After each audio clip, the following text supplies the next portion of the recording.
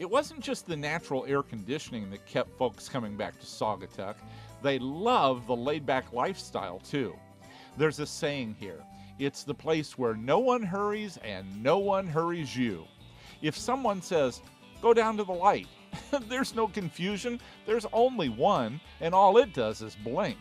Hey, check this out. Talk about welcoming. Do you notice what's not here? Parking meters. None in the whole town. The year-round population is about 2,500, but the hustle and bustle escapees can easily swell that number by 3 times during the summer months. Now, don't get me wrong. Just because it's laid back doesn't mean there isn't plenty to do. You can have a lot of fun. I mean, where else will you see ducks going down the road? No, not that kind of duck. This kind of duck. Vehicles that are just as comfortable in water as they are on land. Get it? Yeah, like a duck. They're old 6-wheel drive amphibious trucks that were built during World War II. They can get up to about 50 on land and a whopping 6 miles per hour on water.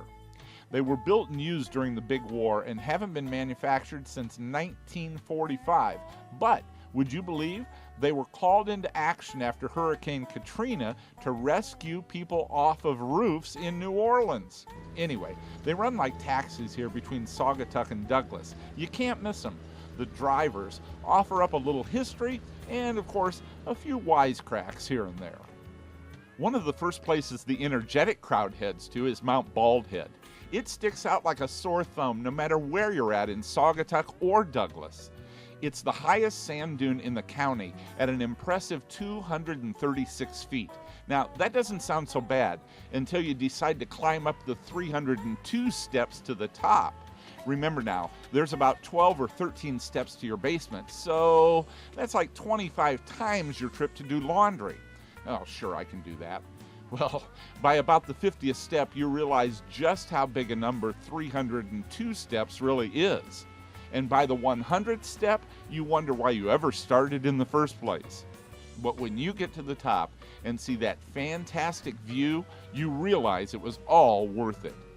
Hey, speaking of the view, when you get to the top, you get a close-up view of something that's sort of just there but nobody talks about.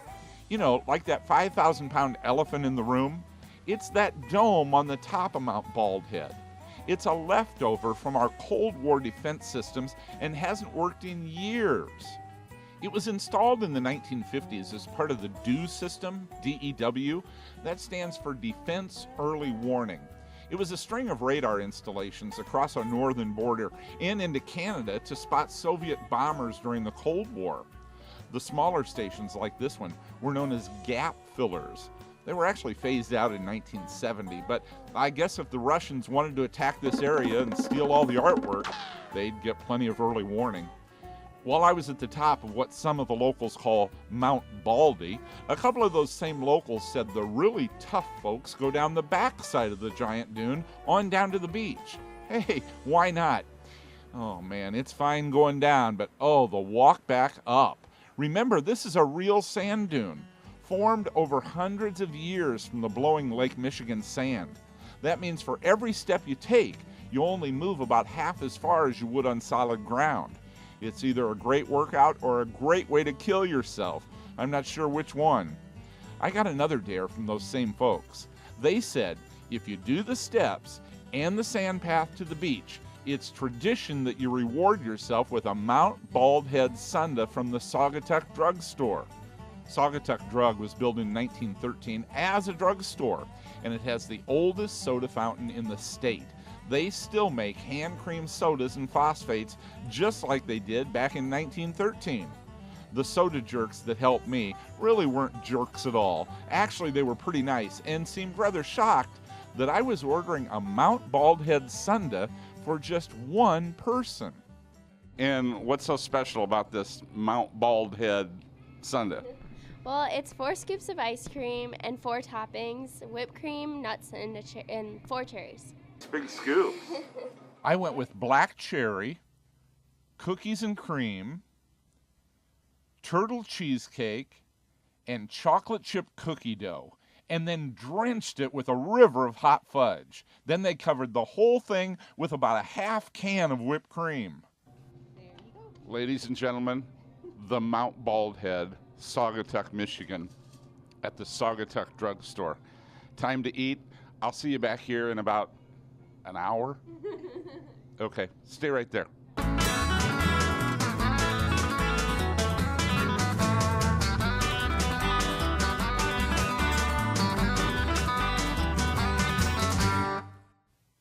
I feel like climbing up that dune again. No way. Hey, since we tackled one of the most energetic activities in town, how about we enjoy one of the most relaxing?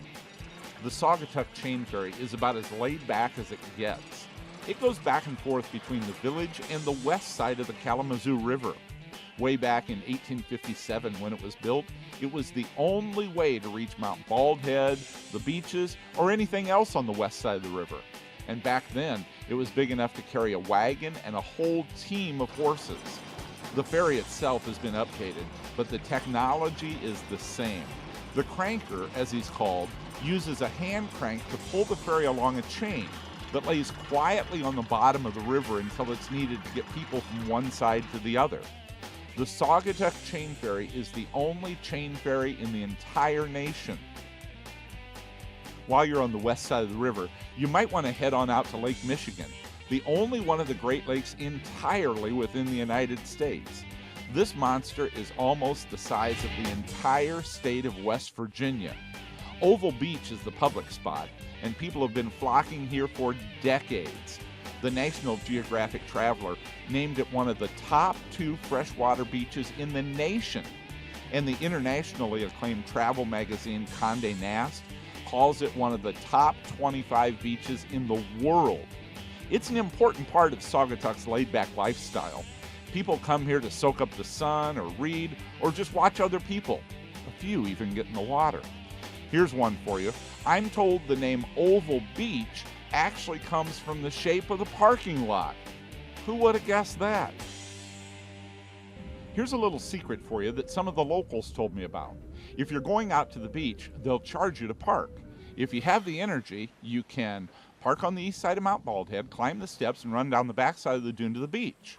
Or you can park in town, take the chain ferry to the west side of the river, and walk the flatter beach drive out to the water. Either way, treat yourself to the Mount Baldhead Sundae when you're done. I bet you never would have guessed that this area is home to the 3rd largest film festival in the world. Well, we've all heard of the ones in Cannes and, of course, Sundance in Colorado. But the Waterfront Film Festival here in Saugatuck has been ranked number 3 by the Screen Actors Guild magazine. And who knows more about film than they do? The Chicago Tribune calls it a laid-back Sundance. I did mention that this area is known as the art coast of the Midwest, right? I'm not kidding when I say there's art everywhere. Come on, how many towns have a reproduction of one of George Seurat's famous paintings on the public facilities? Well, since almost everybody has air conditioning nowadays, the art is probably the biggest single reason why people flock to this area. There's more than 35 legitimate galleries here. And even though there may not be a true art gallery on every corner, there is a shop with some type of artistic offering on every corner. Maybe you just want to see the latest in yard art. Maybe you need a $5 piece to hang on the rearview mirror. Or maybe you're in the market for a $20,000 one-of-a-kind piece to put in that high-rise. Saugatuck and Douglas have art pieces for everyone and every budget. But you never get the feeling that it's too exclusive for anyone but the Donald Trump crowd. I mean, where else would you see this outside of every store? Yep, water bowls for your dog. Fido is always welcome. And if he's lucky, he might even spot the shop that has food and water.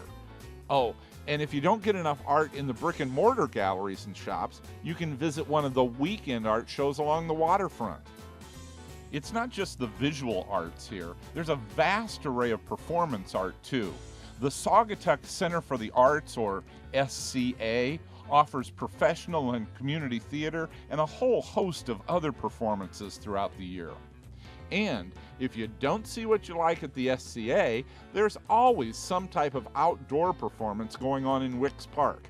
I'm telling you, if you don't get your art fix here, there's something wrong. I know you're going to want to hop in the car or the yacht, if you have one, and head to Saugatuck right now, and they'll definitely have room for you. This area is known as the bed and breakfast capital of the Midwest. Maybe not as many B&Bs as galleries, but you see them all around town. There's got to be close to 50 lodging choices, and that doesn't include condo and house rentals.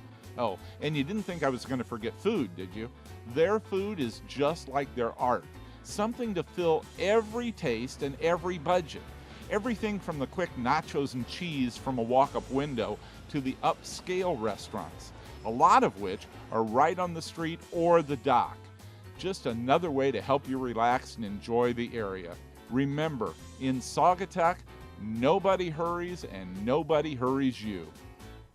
It doesn't matter whether you come in that $10,000 pickup truck or you're here to pick up that $10,000 piece of fine artwork. You'll love it here in Saugatuck, Michigan, the art coast of the Midwest. Hey, till next time, I'm Jim Barnett. Gotta go. Did you ever find Chicago over there? Get in, we gotta go. Production assistance for Jim Barnett's Gotta Go, provided by. If you have a destination idea for Jim or you want to check out other episodes of Jim Barnett's Gotta Go, head to jimbarnett.tv.